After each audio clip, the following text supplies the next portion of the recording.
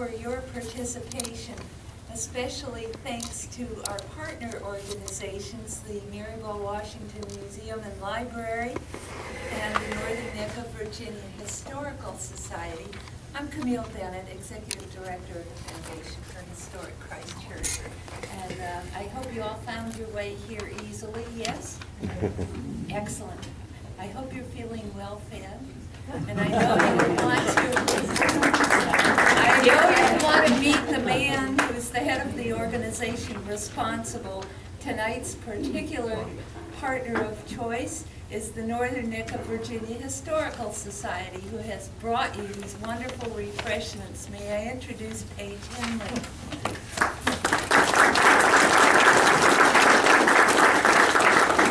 Thank you, Camille. I wish I could claim credit for it, but our good executive director behind you there, Kathy Shooter and Kendall Stoneham and others have been the ones who brought you all this good food. So we're delighted to be here tonight and help sponsor the program.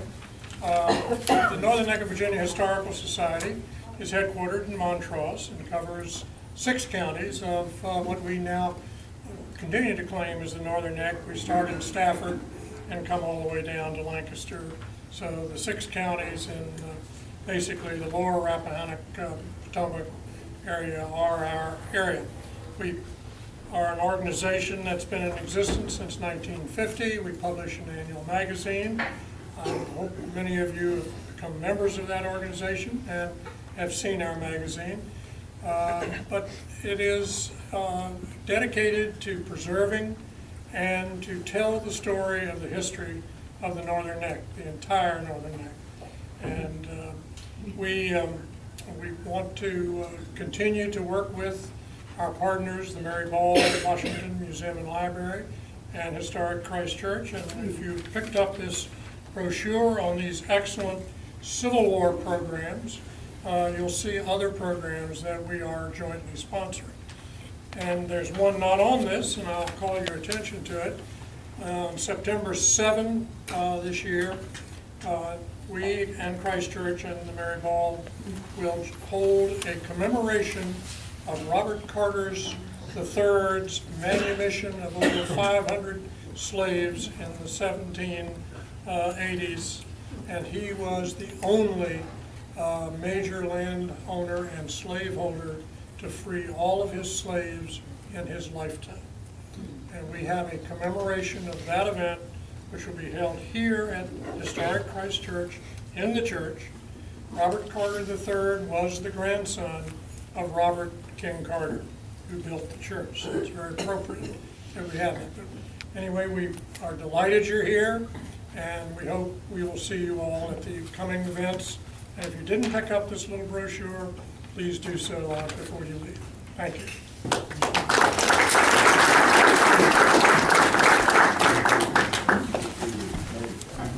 We're playing musical introductions here, so I can make this short, but I'll put some flyers out back. My name is Robert Teagle. I'm the curator here at Historic Christchurch, and I'd like to thank all of our great chefs in the kitchen for this great food, because it's really an extraordinary job.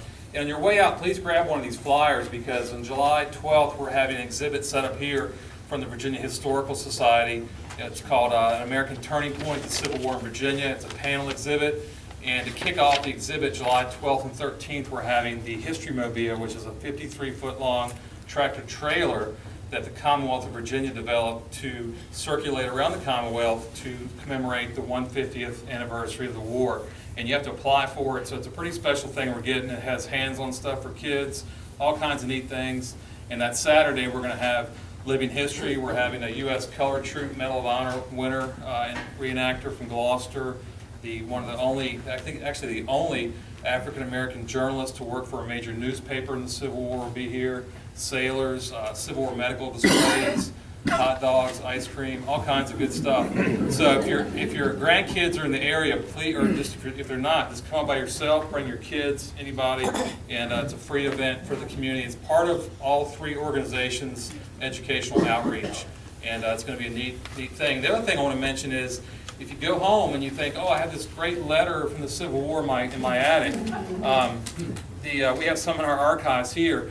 The Library of Virginia will be here July 13th, that Saturday, to do their legacy project. And what they're doing is going around and scanning, digitizing these manuscripts. You don't lose possession of them. They simply record it, and they'll put it on the Library of Virginia website, and that way researchers can access it. And it's a great way to still hold on to your documents, but get them scanned for posterity. We all know what happens when people put things away. They get lost. And if you want to do that, you can email me or call the office here, and you set up a time. If you have, a one-page document, clearly that takes not much time. If you have a diary, it's going to take an hour or so to scan it. So please look around. If you have things or you know people who have collections, bring them out here. And please come out July 12th and 13th. And I'm going to give John a very short introduction. John and I are buddies from a long time ago. We used to work at Shirley Plantation together, which was, a lot of you know that, was built by Robert King Carter's son, John Carter. And John and I were just reminiscing about how young and green we were. We worked there. We didn't have any responsibilities of wives and children at that time. And those were the salad days, John. But we had a good time, and we learned a lot from each other. And John has been a figure in the historical community really since those days back in the mid-'90s. He studied at VCU, has undergraduate and graduate degrees from Virginia Commonwealth University. He studied history, political science, and has a master's in education. And he is also a partner and owner of WRAR over in Tappahannock and WNNT as well. And so you'll hear his voice a lot on the local radios. I think if we worked at Shirley, you could do every voice on The Simpsons when we worked there. That was what we did when we weren't talking about the Carter family. And I have a lot of stories from Shirley, but none of them I can share with you. So I'll bring John up.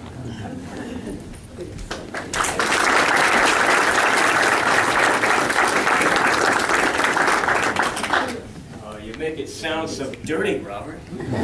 I met my wife there. It's wholesome stories from Shirley. Can everybody hear me all right? I am loud.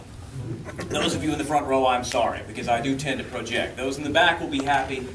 Sorry about that. A couple questions I always ask at the beginning of my talks. First of all, veterans, who's heard me speak before? That's about what I figured. That's kind of what I pegged when I was looking around. So a few. All right, that's not enough to change my stories much. So you veterans, you'll hear some of the best stuff repeated, because really you only have so much material, right? The second question I always ask of a group, just so I can gauge a few things, with regard to the late unpleasantness itself, who among you, in show of hands, would consider yourselves Civil War nut? Really? Why are you here? There's good TV on tonight, really? All right, small number. Okay. Moderately interested in the Civil War, kind of into it, like it, dig it. Okay. How many of you really don't care but your TV's broke? Okay. Seriously, I gauge that because there is a degree of depth, a degree of detail that had every hand in the place gone up when I asked the first question, Civil War nuts. Okay, I got to give a different talk. I was telling Robert, I spoke a couple of weeks ago to the Daughters of the Confederacy, the UDC, and I talk for a living. And this is the first time I have been terrified before a convention of little old ladies in my life, but it's intimidating. These are the Daughters of the Confederacy, for heaven's sake. And I was told on the way in, I was whispered by the director on the way in, and said, just don't say anything bad about Robert E. Lee. No, I had requirements on this. All right, I can do this, that's fine. All right, guys, it's the 150th anniversary of the Battle of Gettysburg. That's the one everybody knows, right? And that's sort of why I put that in the header. I want to talk about the high tide, or the high watermark of the Confederacy. Now, in my lengthy description, my longer description of it, I specified, was it Gettysburg? What was it? Was there really one at all? In some of the truncated versions in some of the papers, it was just left at, oh, the talk will be on Gettysburg, the high tide. Well, not really. We're gonna talk a little bit about that. But that's the one most commonly referred to as the high tide or the high water mark. I thought you were putting your hand up. I was like, already, Robert? Come on, man. That phrase, by the way, didn't exist at the time. Nobody was walking off the field at Gettysburg saying, that felt like a high tide, didn't it?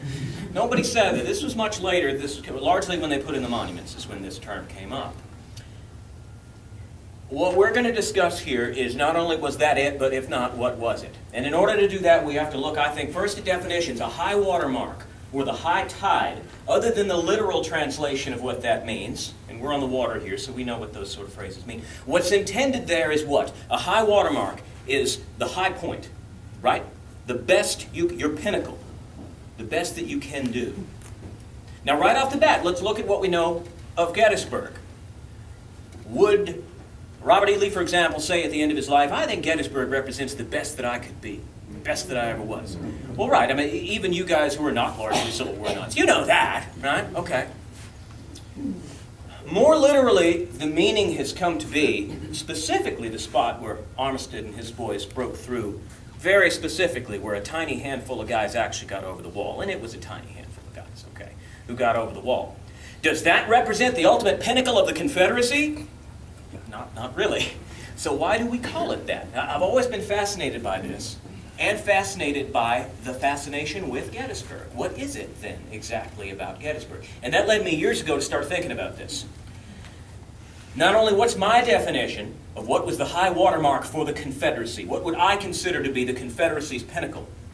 And another interesting thing to look at, having studied the man for a talk I gave on the personality of Robert E. Lee last year, what would Robert Edward Lee have considered to have been then the high watermark? What would he have thought? Now this is Lee, who we know is a conflicted figure in the first place. We're going to come back to this, but Robert E. Lee offered the command of the Federal armies, turned it down, famously said he would never draw his sword against his country, meaning Virginia. Lee was not a great slaveholder. I mean, he wasn't really a slaveholder at all. We can talk about that, but he was not a great secessionist. He wasn't one at all. Most Virginians weren't. So what is up with that in the first place? What would a man who clearly didn't want this fight, clearly and said himself he could think of no greater calamity for all of them than the dissolution of the Union, what is going to make a man who has these thoughts going into the war go through the 4 years that he went through? And that fascinates me. And given that structure, what would a man conflicted but doing his duty, which is how I see Lee, what would he think was the high point? Just kind of want that in mind. We're going to come back to Lee, but I want to put that on the table first, and we're going to return to it. That's an old speaking trick, by the way. You throw something out, then you come back to it. People think you're clever at the end. Write that down. Remember, it's good.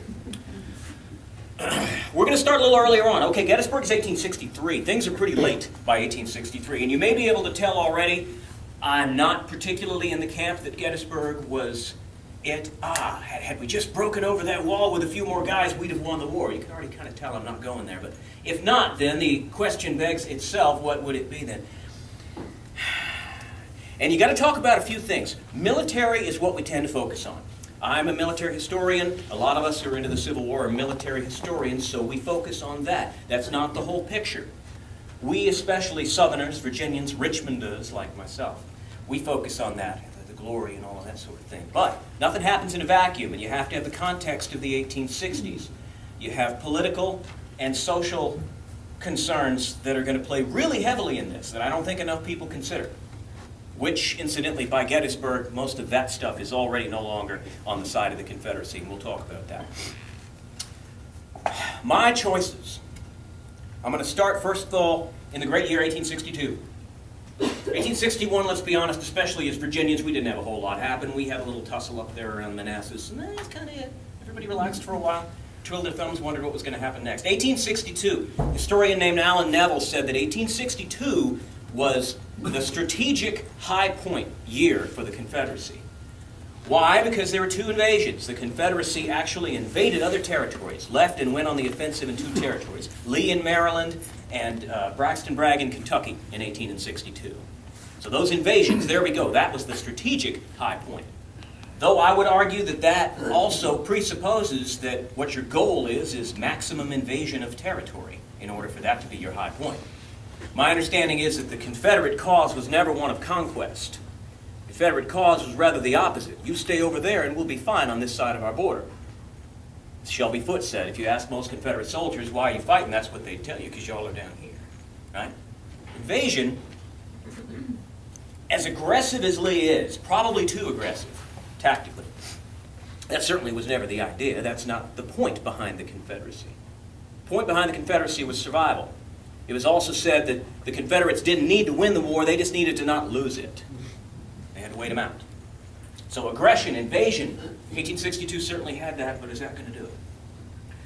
Two things in 1862.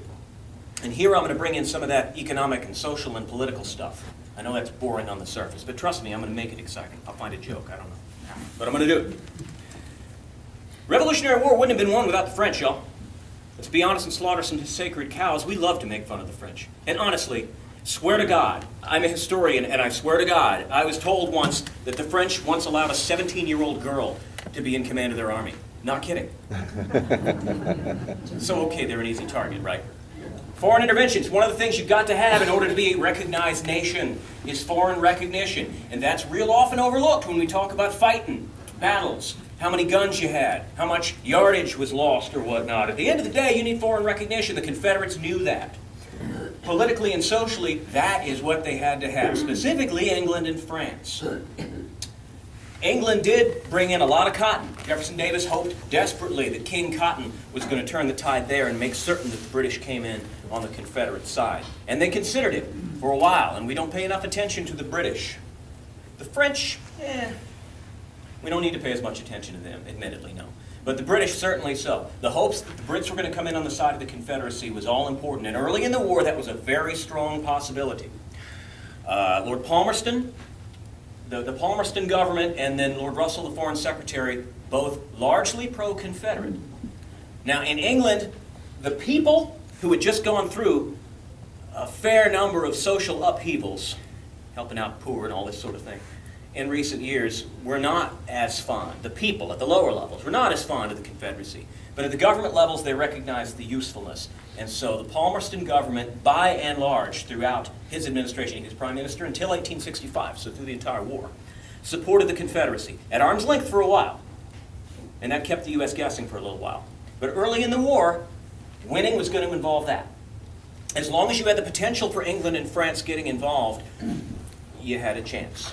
So early in the war, even in 1862, where we're going to start talking. And the first of my dates, from a military perspective, as far as high points of the Confederacy, I like to go with one that almost nobody has heard about.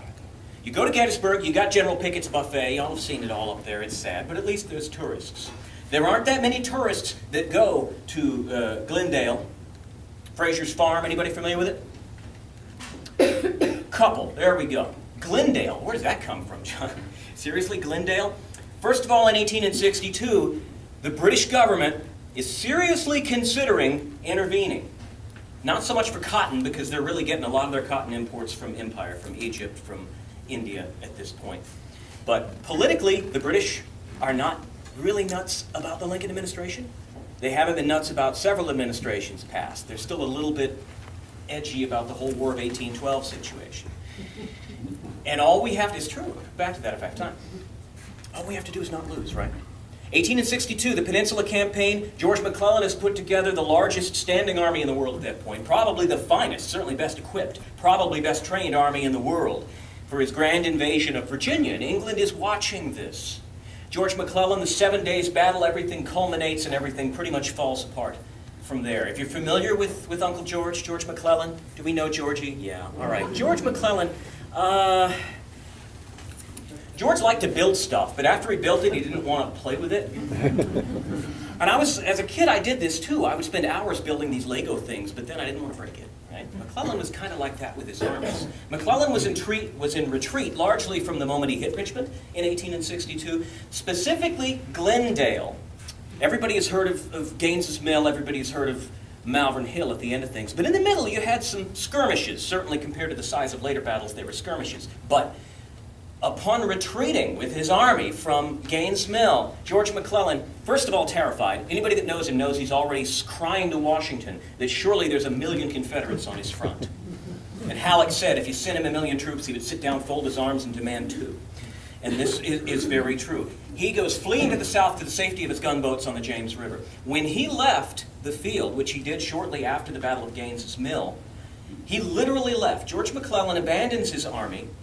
He takes the unique approach of commanding the couple of battles that came later from a boat, the Galena, there in the James River. I suppose that's one way of doing things. When he left to go to the Galena, he left absolutely no one in command. He appointed no second in command, and he set aside no formal plans for retreat or withdrawal or whatever for his troops. So the corps that were there, 1/3 of the army roughly had made it to the safety of the James. Porter's 5th Corps was already anchored safely at Malvern Hill, where the battle would come the next day. But the 2nd, 3rd, 4th, and 6th Corps were willy-nilly on back roads that already in Charles City County are completely useless. If you've ever been down there. If you don't have a map or you don't have somebody that lives there with you, you're going to have a long, long day. All right? And this was certainly true of McClellan. McClellan's remaining corps are doing their best, scattershot, to leave. Lee knows this. Lee knows the roads reasonably well. Lee puts together a pretty darn brilliant plan on paper to trap McClellan's army, or what was left of it. Largely, A.P. Hill and Longstreet, with Jackson in the rear, are going to split the army in half, which is already scattered all over the countryside in Charles City County. And I think the Battle of Glendale, 30th June 1862, militarily has an excellent chance to be that date, that time, when it could have happened. This is really early for most historians. I'm not completely alone. Clifford Doughty agreed with me to some degree. Doughty wrote that he thought that was probably Lee's best chance of destroying McClellan's Army of the Potomac at that time. I take it a little bit further, and I think he may have been able to do more than that, and I'll tell you why. Because in 1862, George McClellan already has plenty of friends in Washington who dislike Lincoln. You've got 2 camps. McClellan's camp, this is an oversimplification, but basically the McClellan camp and the Lincoln camp in Washington. McClellan has a lot of followers. McClellan is vocal about how Lincoln and Halleck are trying to destroy his army from within. He was just really a strange little man, George McClellan was. Had McClellan, who was already paranoid and already sending messages to Washington that there was a group of 1 million Confederates ready to come down on him, had McClellan, who was also not on the field to see it himself, he had already fled to his gunboats. Had McClellan, in fact, had his disorganized 4 corps crashed into the way Lee's plan was written, that army early on in 62 would have dissolved. This is my opinion. That army would have literally dissolved. In my mind, 2 days later or so, when news gets to Washington that McClellan's Grand Army, which had much been touted in newspapers as the greatest army on the planet, and possibly was, had been destroyed at the gates of Richmond, these are my thoughts. Because 1862, and this will come up again in a few minutes, is also a congressional election. Now here's the politics again. We're military historians and we forget about this stuff, but it's kind of important. It's a senatorial election, but this is pre-17th Amendment, so they're still chosen by the states. But House of Representatives election in 1862 is coming in the fall. Lincoln so far has seen almost nothing. Bull Run is about the only thing that's been accomplished, certainly in the East. He needs something, and he needs it bad. England is watching to see what happens. Lord Russell, the Foreign Secretary, had said really all he wanted to see was a single, clear-cut victory. And then they're going to have to talk about whether to intervene or not. We'll come back to that in a couple of months. Glendale. Look it up. I would love you to do so. I'm a big fan of the 7 days. It's always been my favorite campaign anyway. And when I read that Clifford Doughty wrote that same thing to me about Glendale, yes. Look it up, because his plan was brilliant. However, Lee's new to command, and it's complicated. In a time when you're fighting wars without any communication of any kind other than on horseback. It was complex. It required people to do things at the same time. His commanders in 1862, at this point, you've got guys that you've never heard of. There's a reason you've never probably heard of Theophilus Holmes. There's a reason you don't really know Benjamin Huger. You've heard of Stonewall Jackson. Stonewall Jackson is worse than useless on the peninsula. Hard to believe, but he was. It all fell apart. Lee, I love this little personal moment of Lee because we see him as such a stone figure. And Lee was asked, at the time of this battle, was asked, or was told by one of his staff members, said, "General, I do believe McClellan's army is going to get away." And Lee is reported, I think it was Walter Taylor, Lee was reported to have slammed his hand on the table and says, "Of course he will get away because I cannot have my orders carried out." Very rare recorded instance of Lee losing his temper, which I just love. Another quick note before I leave Glendale. I also like this. You're close enough to the city of Richmond. Jefferson Davis had ridden out. It was at Glendale that Davis and Longstreet had joined Lee on a hill overlooking this fight, and we're discussing the situation, shells going off all around them. And A.P. Hill, who was, in fact, in command of this portion of the fight, rides up to the president and salutes to the president, General Lee, and says, "Gentlemen, who is in command of this field?" Lee sheepishly looks to the president. The president doesn't say anything, so Lee says, well, you are, General. And General Hill says, well, then I command the three of you to leave this field forthwith and make to the rear. You are too attractive a target here. And they had to move on. A little later in 1863, George McClellan does, in fact, fail utterly in this Peninsula Campaign. I have an hour, so I really got to move on from this stuff. But look it up. It's brilliant. It's really amazing, this guy. What's more amazing is that he's put back in command later in another point that I'm going to hit as another potential for the high tide of the Confederacy. This time we're going to go to Sharpsburg. You guys know Antietam, right? There's some good arguments that have been made for Antietam, in fact, having been the high tide of the Confederacy. It's argued. Antietam, we come into this political situation here as well, because Lincoln is thinking as well. Lincoln knows full well that Britain is watching real hard. Britain is already on the edge from the Trent Affair in 1861. Ring a bell? We don't teach this much. The Trent Affair, yeah. The Trent was a British ship that was stopped with a couple of Confederate envoys on board. And the U.S. boarded it and removed them, which you're not supposed to do. International law, England is neutral, so on and so forth. England, furious. That's why it has the word affair on the end of it. You know it's bad. When they put that on a phrase, you know that's bad. The Trent Affair, that was the name of the packet, the steamboat. Britain sent 11,000 troops to Canada in preparation of an invasion of the U.S. because of this slight. You think this is maybe something you should have learned in school, kids? Yeah, they don't teach it a lot, but yeah, that did in fact happen. It came very close. Great Britain was real interested in the Confederacy, thought about it real hard, knowing full well that by siding with the Confederacy, even if not militarily, just by recognizing the Confederacy, what that would mean would be war with the United States. And Lincoln knew it, and England knew it. And England was serious enough to send 11,000 troops to the Canadian border just in case in 1861. It was that close. Now, they, being in Canada already, of course, there were territorial interests on the side of the Brits. That's mostly what their interest was. Well, get America involved in a war that's going to split it in half. We can get Maine back. I've been in Maine. It's cold. Anyway, Napoleon III in France, by the way, also in this mix, but only by association. He's like the junior member of the League at this point for reasons that I don't have time to go into. But Napoleon III also had some interests in our hemisphere, mostly Central America and Mexico. He wanted to put his own little empire down there to the south. By siding with the American South, he had a better chance of maybe getting in to the Western Hemisphere. So all this stuff that we don't consider, we look at battlefields, but all these things are happening at the same time. Sharpsburg, yeah, Lee's invasion of the North, his first invasion of the North. Militarily, not as important. When I say that this is a good potential for a high watermark of the Confederacy, not militarily, of course. It was basically a draw. My wife is from Iowa. I've had a number of discussions with her in which I try to argue that Gettysburg was a draw. I keep losing. But Antietam, you can argue that yes, it was probably for Lee a tactical victory, but a strategic loss, so kind of washes out in the end, right? What his plan was anyway, I'm not sure. Lee, I mentioned earlier, had a habit of being overly aggressive, I think. He was a reasonable tactician. Strategy, I think, not so much. What are you going to do if you do win there, Bobby? You're an awful long way from your supply lines already. What are you going to do if you make it to Philadelphia? I'm not sure that was thought through. I'm really not sure it was. But that's not the point. The point is, had he won, remember, England is looking for a victory. Lord Russell that summer had said, the Foreign Secretary, if I get word of a single solid Confederate victory, particularly on northern soil, we're going to intervene. It came that close. In Antietam, it's the end of summer. Campaigning season is ending. That's going to be it.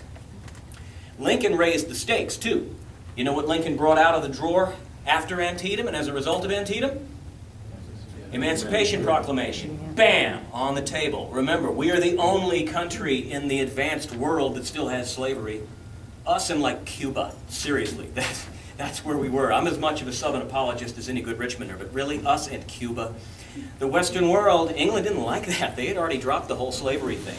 And by putting that on the table, you can read Lincoln's words. Lincoln said, if I can preserve the Union by freeing none of the slaves, I'll do it. If I can free some of them, I will. If I can free all of them, I will. What I want to do is keep the Union intact. Slavery secondary to him. However, by putting that document on the table, bam, he was waiting for a victory too. And Antietam was about as close as he thought he was going to get, so he'd better put it out there before the congressional elections happened, wherein he made it about slavery. Lots of people didn't want him to, but he did it. And it was probably a good idea because that gave the Union the absolute moral high ground. Okay, now if anybody sides with the Confederacy, you're pro-slavery. Now what are you going to do? And that is exactly what it came down to. And that is why, to me, Antietam, a very strong argument for a high water mark. Not because of the great military victories. Some of the biggest blunders on any fields anywhere were at Antietam. On both sides, honestly. Porter Alexander said that Lee's decision to stand at Antietam was one of the biggest blunders a man made in the war. But politically, yeah, absolutely. Because once the Emancipation Proclamation was, holy cow, it's after 7:30 already, was on the table, you're not going to get help, and relations are not going to get better between the Confederate and European governments that you desperately, desperately need. All right. So if that's not it, what are we going to go to? We're going to skip through all the rest of 1862. We really have to come back around to Gettysburg. That's the name on the list. Now, why does everybody say Gettysburg is this great turning point, the great high water mark? By 1863, the English government, the British government, the French government, it was already over. It was well over. The Confederates had already expelled their French and English envoys. When that's done, that's not good, right? Even if you don't need a political science degree to know that's not good, those relationships are soured. It is not going to happen. Again, I'm the greatest Southern apologist there is. I'm a Virginian. But without foreign intervention, just like the Revolutionary War, without foreign intervention, what we call durable goods now, compare the North to the South in production, in output, the miles of railroad track, compare them, they're laughable. Compare the population, it's laughable. You could argue when New Orleans fell, for that matter, New Orleans was the largest city in the South, had over 100,000 people. You'd have to put the 5 next lower cities together to match the population of New Orleans in 1862. New Orleans people, New Orleans people, thank you, will argue New Orleans, but again, they need tourist dollars too. No, actually less relevant, I think, in the grand scheme than they would like to make it out. But it does make good Ben Butler toilet stories like we used to tell back in Shirley in the day. So now, we're going to move on into 1863 in Gettysburg. Gettysburg is a funny animal, isn't it? Because it's so long, so many died, and much like Antietam to me, I can't wrap my head around what Lee was planning on doing if he did win. You know what I mean? These are just thoughts. But Lee once again had guts. He stood there for a day, much like he did at Antietam. He stood there, basically bared his chest. What do the kids say now? Come at me, bro. He stood and invited battle for the day after Antietam before he left that field. He did the same thing at Gettysburg, too. Dared him. Meade didn't take him up on it in 63 either. But still, no matter the bravado, while you're backing up, Hoss, you're still backing up. You went up there, you got trounced, you came back. Now that's the last of Lee's invasions, which is probably, again, why that's considered the high water mark. It's the furthest that he got. But again, I stressed to you, the point of the Confederacy was not to go to Bangor if you can do it, right? What are you going to do when you get there? It's popular. Very early on, it became a center for tourism and remembrance in the North, and of course, a symbol of the lost cause mentality in the South. And tourism existed in the 19th century, too. So there's Gettysburg, but I won't spend much time on that, because everybody else already does. There's your Gettysburg. I think even beyond Gettysburg, I'll look at a couple of things. If you're from Vicksburg, you're definitely going to argue that. Let's talk. Somebody would bring it up if I didn't. Vicksburg is another big one, splitting the Confederacy in half. And here, of course, we're properly introduced to U.S. Grant, who is going to be instrumental more than anything or anyone else, the ultimate end of this war. Vicksburg, if you split the Confederacy in half, how is that not going to be a turning point? The turning point in the war. We're Virginians. We do focus so much on Virginia. They fought out there, too, you know, and we're going to get to some stuff out there in a minute as well. On the other hand, something in the neighborhood of 12% of the Confederate population lived west of the Mississippi in 1863. You cut it in half, but there's nobody over there. Now, obviously, the river itself, trade routes and such and so forth. But the big argument they made was splitting the Confederacy in half, other than remounting, because you got your horse flesh largely from Texas. The Confederates did anyway. Kentucky would give them a run for the money, but of course Kentucky, they weren't real Southerners. So, other than Texas and the cavalry remount issue, there's just no people there. You guys fought that battle for like ground squirrels. There's nobody there, man. So we're going to move on rather quickly from Vicksburg. I'm sorry, had I a whole lecture, I'd give it more time. But for my grand picture of what was it? And really, was there one?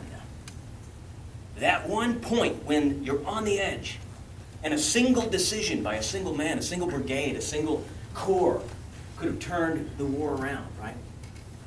Well, later on in 1863, pretty darn good contender for me is the fall of Atlanta. Atlanteans? That's people from Atlantis. Atlantans. People from Atlanta, Georgia, will certainly give the fall of Atlanta. To me, Atlanta is just an expression of it. Because for me, once you hit, I really do tend toward Antietam, I think, as being kind of downhill from there. Once you know that the French and the English aren't coming, you're going to keep fighting because that's what you do. That's what they did. But now are you fighting to win or just fighting because you want to go down that way? Atlanta was just one of those final nails in the coffin, to me. You can argue Franklin, Hood's adherents, I've heard argue that Franklin, Tennessee was the big turning point. I like John Bell Hood. I'm a big fan of Hood. But I would follow Longstreet out west, for what's probably my final one. And this one's got a pretty good pedigree as well. And we're going to leave Virginia. I know, right? We never leave Virginia when we talk about the Civil War. There weren't even other states out there. No, we're going to follow Longstreet. Poor Longstreet. I like him too. Always been a big fan of Longstreet. Longstreet fell victim, as many of these guys did, to the Peter Principle. Who's familiar with the Peter Principle? Business principle. Hey, most of you do. Basically, whereby a person gets promoted up to the point of their greatest incompetence. You're good at this, we'll move you up to this, we'll move you up to this. You're going to keep getting moved up until they find something you're bad at. And then you're there. The Peter Principle. They didn't call it that then. Longstreet, along with a lot of these guys, were so good at so many things, and then they kept moving them up until, now they're not so much good anymore. Longstreet desperately wanted his own command. We know that. He tried it in Suffolk, not so great. He went west. He went west in late 1863. And this, again, is another good one. You go to Chickamauga, Chattanooga. I put them together. I know they're not the same battle, but they're like a month apart, so we're going to do it. Out west, with an army that's not the Army of Northern Virginia, or at least largely not. Longstreet took, I think, 2 of his corps, so that's a fair number of guys from Virginia who went out west. Because Braxton Bragg, a lot of people, you got that involuntary shiver when you hear Braxton Bragg, I know, sorry. Braxton Bragg and Rosecrans there fighting for control out west. And this is all from, Grant is there, Sherman leaves from there. This is important stuff that we as Virginians don't see very often. But my point is, Braxton Bragg's Army of Tennessee at this point, fighting Rosecrans' Army of the Cumberland. And Longstreet is there. The Confederates win a victory at Chickamauga, which is fumbled about a month later at Chattanooga. And the point of this is, we're looking at another election in 1864, presidential election in 1864. Lincoln is a punching bag in 63 and on into 64. He is not doing well. Electorally, he is not doing well in a number of ways. This, the last of the fights in the campaigning season of 1863, is going to be incredibly important. We think about politics now as what we see on CNN, but they did it back then too. The campaign season, with some exceptions, is largely not going to run in the winter. You stop when it gets real cold. You don't start up again until late spring. Late spring of 1864 is mighty late for Lincoln to start cobbling together something that looks like a decent electoral platform. It doesn't matter what else he says is on his electoral platform. It's all about how is the war going, whether Lincoln is going to get reelected or not. And this, in November, Chattanooga in November, is about the last ditch. I will argue, had the Confederates successfully taken out Rosecrans' left wing, which probably should have happened. Again, if we had another class, I'd talk all about that and my poor friend Longstreet there. Had the Army of the Cumberland been bottled up and probably irrevocably destroyed, which could well have happened there, several things would have happened. First of all, Longstreet and probably a fair portion of the existing Army of Tennessee would be free to go back to Virginia and reinforce Lee as he entered the 1864 campaign season. Nashville could have been put under siege very easily. Forrest would have been in Kentucky without anybody harassing him. This one thing, and again, it's not Virginia history, so we don't focus on it. But the importance of Chattanooga, the importance of that battle, wherein once again, a federal army that probably, had things gone right, should have been destroyed, would have had an effect like a stone in a still pond of water. The movement of troops, that's the main thing. Not only the ability to move freely on the railroads through there, but the ability to move those all-important troops that the South is running out of. If Lee could have had 70,000 troops from the West, if Forrest could have had a free reign in Kentucky, but it didn't happen. At Chattanooga, it did not happen. Longstreet argues Chattanooga in his memoirs. He argues that Chattanooga was it, was the last and best chance that the Confederacy had. So the high tide, the high water mark in the mind of the 1st Corps Commander, Army Northern Virginia, is Chattanooga. Now, certainly after this, because all of that got cleared up, Sherman got to make his march to the sea, Grant got called east, and then it really is all history, isn't it? We know what happens. We know that an end of the war was going to require a U.S. Grant, was going to require a man who belonged to the early stages of a modern military, which he was. I think Longstreet was as well. A lot of these officers, particularly high command, I consider to be Napoleonic. They certainly were in their training. They were at Clausewitz, they were at Hominy. They studied the Napoleonic tactics. This stuff with rifled barrels is largely out the window, but this is how they were taught. There was a lot more honor in fighting. Honor doesn't win fights. It just doesn't. Remember, early in the war, you read about these guys who said that any one of us could beat any 10 of those Yankees. You saw how long that myth lasted, didn't you? Once those fists start flying, the honor is out of there. U.S. Grant was not an honorable man. He was a soldier. He came and he did his job, and he hit the lines at multiple points along the lines, preventing Lee from being able to reinforce anywhere. That's just tactics. That's just logistics. There's no honor there. Had Grant not come east, which he would not have been able to do, had the Army of the Cumberland, for example, met disaster at Chattanooga, there'd be no Grant. Can you imagine that? At the end of the day, would that have saved the Confederacy? No. No. At the end of the day, for me, it's England and France. And they were already gone by 62. So why Gettysburg? Again, huh? Why Gettysburg? Why do we think that is the pinnacle, the high water mark? That's not taking into account an awful lot of factors that are going on, politically, economically, socially. I think the social part is the answer. I believe that you never know where lightning is going to strike in our media world, do you? Well, they didn't have television back then, and the Battle of Gettysburg was their big event. It's a bit bloodier than most of the big events we have now, but still, it's what they read about, it's what they talked about, it's what they got together to do and build monuments. They picked it. They chose it, and that became sort of the symbol. I wish there was a more important reason for it, but I don't think there was. I think it was chosen at the right time, near enough to the major northern centers. You're pretty close to Washington. You're not that far from New York up there, really, and you can get those guys together really easily to plan and get together your old units, collect some money, start building monuments. It just happened. And as such, we consider Gettysburg to be the big monster, the big battle. But there were several of them. Throughout all of those years, several of them that had a number of different reasons why they could be considered to be the pinnacle, the top, the best that they could be. The Confederacy, that is. Which brings me back around at the end to Robert E. Lee. I started with him. The man fascinates me personally, mentally, psychologically. Emory Thomas's biography of Lee, if anybody's read that. Fascinating and very unusual. Went much more into the mind of Lee. A very passionate man that we consider to be a rather stony marble man, right? That's what we call him. Far from it, in fact. But Thomas's book examines that. He was a very passionate man, a very conflicted man. But Lee, we all know, was a principled man. And that's why he fought. And it brings me to mind a man who has not only principles but convictions. And there's a difference there. Principles are easy, aren't they? You can have principles on your sofa, right? You don't have to do anything.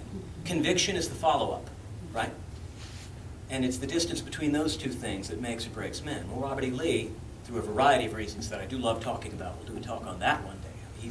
He's got a head full of cats, that poor guy. Had an interesting upbringing, Robert E. Lee. But point is, I get off track sometimes, sorry. Point is, why did he do it then? We already said he didn't want to fight, didn't want from the very beginning to fight, but he did it. That's because Virginia needed it.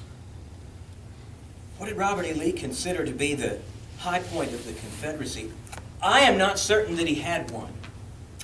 I think, and this is controversial, and I say this a lot, I'm uncertain that Robert E. Lee didn't. How's that for a fairly constructed phrase? I'm not certain Robert E. Lee didn't know from the beginning that it probably would not work out. That could be shocking to some hardcore Confederates. Oh, yeah, he always knew. We talked about railroads. We talked about manpower. It's math, not magic. Lee was an intelligent man. Without foreign intervention, it's just numbers. I think Lee knew that, because I think it's insulting to Lee to think that he didn't. A man of his education, a man of his background, I believe Lee knew that full well, and that doesn't make him a lesser man. To me, quite the opposite. I think it makes him much more of a man. He fought anyway. He fought as long as he had to. That war was going to last that long, by the way, because at the end of the day, if you've ever seen brothers fighting, there's no honor in that kind of fight either. They fight until they feel like they've had enough of a piece of that flesh, and then they quit. That war was going to last until enough people were dead. And then honor would have been satisfied one way or the other, and they could back away. Which is why at the end of it, even though a lot of his boys said, no, Master Robert, we're going to keep fighting. Let us take to the mountains. We'll take to the hills. We can carry on what we would later call a guerrilla war for years. And Lee said, absolutely not. Because honor had been achieved. We did enough. We bled enough. It wasn't about winning, because he knew that wasn't going to happen. We lost, but honor was met. Now we're countrymen again. It's a slightly different mindset than we have now. But it makes an amazing person, I think. And that's Lee. He fought anyway. Because we as historians think about the glory. That's what we like about it. Those of you who have been in combat, some of you may have, you know that there's none of that to it. But as historians, as we study, that's what we like. The guns and the clang and the glory. Men, anyway. Women think that's all foolish, little boy stuff. And we are kind of little boys about that. At the end of the day, 6 million casualties, 600,000 dead. I think I'm right about that? 600,000 dead? That's not glory, that's an American Holocaust. How does this happen? But Lee fought because Virginia needed him, and he did it. And I think it hurt him every day because he knew, and he knew from the beginning what it was going to be. And when enough blood had been shed, he said, that's enough. And that's what's amazing to me about Lee. So I don't think there was a high point. He wouldn't have considered any of that high point. I think there were times when he managed to get his blood up. We certainly have stories of him on the field when he got his blood up some. But those are isolated incidents. In the dark of the night when it was just Lee in his bed, between him and God, he knew full well that it was just a nightmare that you had to put your head down and get through. So I don't even think that terminology is appropriate. And that is why Lee is amazing. Principle, conviction. We all have the one, but the ability to build a bridge between principle, which is up here, and conviction, which is action, that is Robert E. Lee. Because boys and girls, principle without conviction is not principle at all. It's a hobby. Now, that's about all the time I have before questions, guys. So thank you very much for coming out. Let me see, what do I want to say? Oh, I do have a radio show. It's really not good, but they require when I do these things, hey, push the radio. So I don't know. We played Backstreet Boys records. It's wretched, really. Never mind, I don't recommend it. However, this I do for fun. This is what I enjoy. So please, if you have something coming up, let me know, because I really do like doing these talks. So, yes,